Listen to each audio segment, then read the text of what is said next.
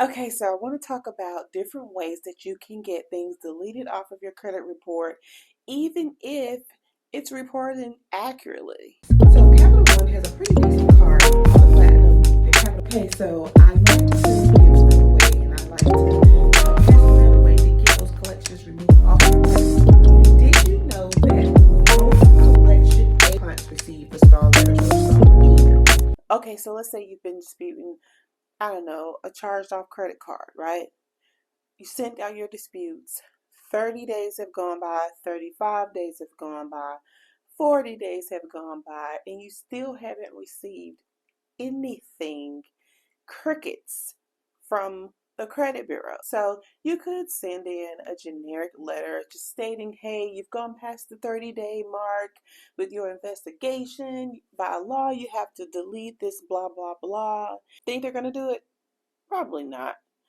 But so what I found out is that you can not only use this law with the credit bureaus, but you can also use it with the creditors or the data furnishers, people who are reporting this information on you in the first place. So when the credit bureaus don't respond, just send a letter of intent to sue to their registered agent and get results. Usually when I do this, I always send in supporting evidence. Sorry about that. I always send in supporting evidence of my claims. It's all about the evidence, it's all about proof. So make sure that you keep reference of everything that you send to the bureaus and everything that they send to you. I can't say that enough. Send that stuff into the registered agents along with your intent to sue letter. I guarantee you they will respond. So if you're going to do an intent to sue letter, make sure that you include this. So you want to refer to Fair Credit Reporting. Why does that keep happening? So you want to refer to Fair Credit Reporting Act Law Section 611A 1A. Okay? I always get that stuff mixed up. But anyway, so you want to refer to that law. Make sure you use it. Make sure that you put that in your letter. Let them know that you know the law and you know that they have 30 days to complete their investigations and 5 days to send you written notification. Okay? So make sure you state it right when you state it. So if I were you, I would go pull it up, read it, just to make sure that when you do your intent to sue letter, it's correct. So if you want to kind of get a head start on like your intent to sue letter, go to my website. I have a free intent to sue letter template download there. You can use that. It'll help you out a lot on the verbiage. And of course, you can tweak it the way you want to. So the next thing that I want to talk about is this. So here's another way that you can get accurately reporting accounts removed from your credit report. And it's called Section 611A7 and Section 611A8. Okay, I'm going to read it real quick. If the completeness or accuracy of any item of information contained in a consumer's file at a consumer reporting agency is disputed by the consumer and the dispute is directly conveyed to the agency by the consumer, the agency shall free of charge conduct a reasonable reinvestigation to determine whether the disputed information is inaccurate and record the current status of the disputed information or delete the item from the file. Now, Section 8 here further requires that after completing the investigation, the credit reporting agency must provide you with written results. It states, after the reinvestigation, the consumer reporting agency shall provide written notice to the consumer of the results of the reinvestigation within 5 business days of the completion of the reinvestigation by mail if authorized by the consumer for that purpose by other means available to the agency. In the notice of results, the credit reporting agency shall explain what they found during the investigation and how they verified the accuracy of the disputed information. If you disagree with their findings, you have the right to include a statement in your credit file explaining your position. So the key thing here in this is where it says that they must tell you how they verified the information. And you all know that they never tell you how they verified anything. It just says verified.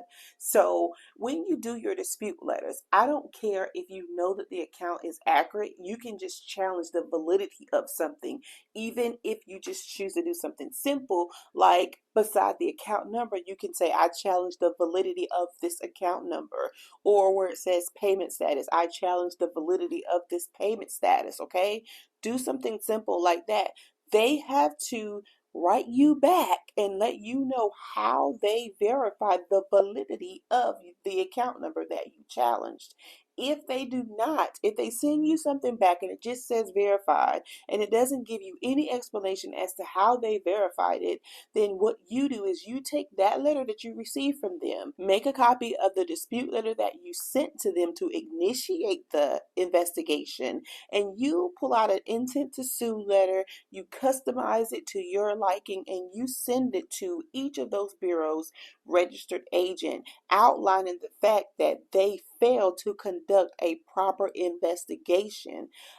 I don't like to give guarantees, but you have a high probability of getting this account deleted off of your credit report. And the reason why I'm even bringing this up about how to get accounts that are reporting accurately off your credit report, because some accounts are actually reporting accurately on your credit report, but they're still harming your credit file. So it says, like, if you have filed bankruptcy and there's this Chase Bank charge off or Chase Bank account that's been included in bankruptcy sitting on your credit report that's keeping you from being able to get a good credit card, then you can use this type of method to help with your dispute process. I mean, this stuff really works. I mean, I'm not saying that it's going to work for you the very first time that you do it. That's not what I'm saying. But what I'm saying is that it heightens your chances of getting things deleted or updated to positive on your credit report so that you can move on with your life and leave the past in the past, okay? So I just wanted to make this short video to kind of help you out on something so simple. And like I said, go to my website. I have lots of free downloads there. And the ones that we are charging for aren't expensive at all. So, but anyway, so yeah, this method can be used for the simplest things. Like even if like their date open doesn't match across the board with all the credit bureaus and one or two of them are wrong, like you can use this method strategically to dispute just about anything on your credit report. I mean, we do it all the time and it does work. You know, it'll take a lot of the back and forth out of it when you start to include these registered agents in your dispute process, because then you have who really works for the credit bureau actually kind of end up working for you on your behalf, and you can really get some things done, you know, as opposed to just sending in your regular disputes to the regular addresses that everyone else who's disputing things send their stuff to. So, you know, try the registered agent, do your intent to sue letters, work your strategies, and get this credit right.